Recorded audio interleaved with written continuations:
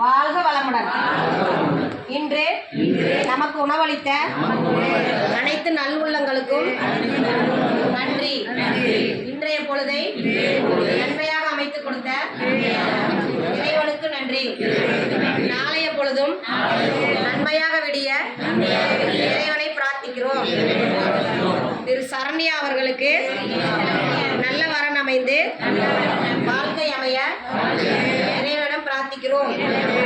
திருமதி பவித்ரா அவர்களுக்கு குழந்தை பேறு பெற இறைவனை பிரார்த்திக்கிறோம்.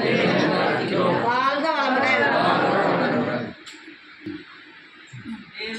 வேலுண்டு வினையில்லை, மயிலுண்டு பயமில்லை, புகனுண்டு குறைவில்லை, கந்தனுண்டு கவலை இல்லை, வந்த வினையும் வருகின்ற வல்வினையும் கந்தன் என்று சொல்ல கலங்கிடுமே.